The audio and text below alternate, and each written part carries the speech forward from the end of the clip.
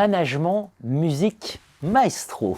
Bonjour Dominique Lafont. Bonjour Jean-Philippe Denis. Dominique Lafont, vous êtes président fondateur de Kayakinov, qui est un cabinet de conseil en conception innovante. Voilà. Et Kayakinov est membre du Cercle de l'innovation de l'Université Paris-Dauphine. Musique maestro, je vous ai déjà reçu pour évoquer les arts, pour évoquer la poésie, ce que la poésie peut apporter au manager, ce que l'épistémologie peut apporter au manager. Là, on va parler des mots et les sons. Musique maestro. Oui, alors d'abord, on va faire un peu d'histoire. Hein. Donc effectivement, la musique vient de très très loin. Chez les Grecs, elle est considérée comme une science. Hein. C'est une des branches des sciences. Pythagore va découvrir et la structurer avec les harmonies, etc. Hein. Et puis la musique, elle va se développer. D'abord, elle est le support des récits mythologiques, ce qui en soit intéressant. Et donc elle est aussi un outil de transmission orale. Et puis petit à petit, elle va passer à d'autres domaines, hein, et notamment de la mythologie, elle va passer au religieux. En fait, on va retrouver un peu d'Auguste Comte dans tout ça. Hein. Elle va passer au religieux et elle va devenir un outil de gouvernance et de management d'une certaine manière. Charlemagne va, pour unifier son empire, utiliser la musique par le chant grégorien et le latin. Voilà, donc c'est la première apparition de la musique comme une vraie structuration et un outil de gouvernance, un outil de management d'une certaine manière, hein, même si le terme n'est pas encore d'actualité. Et ça va se développer avec des étapes comme la codification de la musique. Et au XIIIe siècle, on va avoir ce qu'on appelle les trouvères dans le pays d'Oïl, et les troubadours dans le pays d'Og, qui m'est plus cher, et qui vont être des gens qui vont diffuser la bonne parole, des histoires, etc.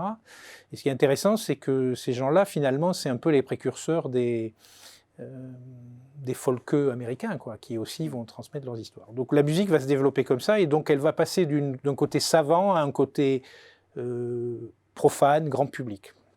Donc ça, c'est la première chose.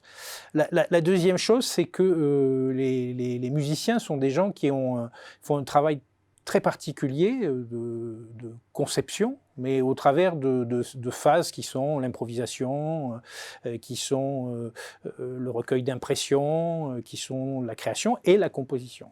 Donc ça c'est une chose très importante pour la musique. Alors dans les musiciens, il y a des musiciens, bon, il y en a beaucoup, hein, on ne peut pas les citer tous évidemment, mais il y en a 3 ou 4 dont on pourrait parler. Bon, le plus grand des plus grands, c'est Bach. Et Bach, c'est une musique extrêmement précise, extrêmement rigoureuse, mais Bach s'amuse aussi en faisant de la musique. Parce que par exemple, il va composer dans la notation avec les lettres de son nom, B, A, C, H, et la messe en si, par exemple, ou l'art de la fugue va être composé sur ces thématiques. Donc Bach fait une musique un peu scientifique. Mais Bach est aussi un salarié. Bon, c'est aussi intéressant en termes de management parce qu'il est maître de chapelle et il est assez vindicatif, quoi. C'est un contestataire, quoi. Donc, notamment, il va être emprisonné parce qu'il rompt son contrat sans raison. Et surtout, on a trouvé trace de Bach qui, tous les ans, demandait qu'on lui rembourse l'impôt sur la bière parce que comme il était salarié du clergé, il devait être exonéré de l'impôt sur la bière. Voilà, donc déjà des premières traces de management.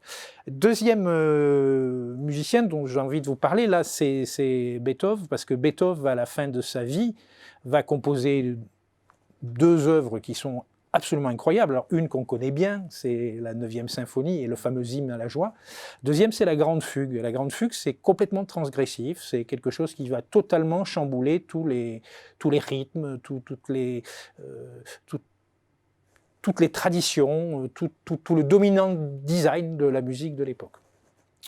Et la musique, elle est comme ça, elle se construit comme ça. Fauré va rajouter des tonalités moyenâgeuses dans sa musique, qui font cette tonalité si spéciale de Fauré.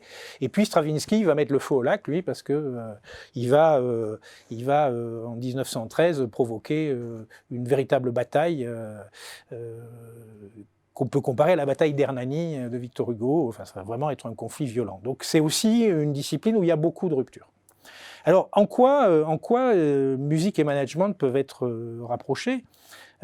La musique est un art particulier, probablement comme le théâtre. Ce sont des arts à plusieurs temps. C'est-à-dire on a la personne qui écrit, la personne qui compose, et puis on a la personne qui interprète.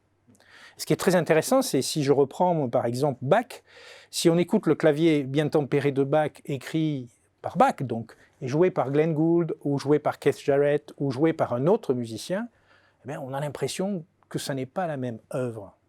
Et ça, du point de vue aussi du management, c'est intéressant, parce que le cœur reste le même, ce qu'on pourrait appeler la pointe, et tout ce qui est autour, qui est l'apparence, la parure, est différente. Et donc, on a des sensibilités différentes. Alors, venons-en au management, parce que c'est très inspirant pour le management. Finalement, le management, c'est aussi un art. Hein. Science, un art, mais c'est un art à plusieurs temps. Qu'est-ce qui se passe en management ? On construit des stratégies de management, on construit des choses.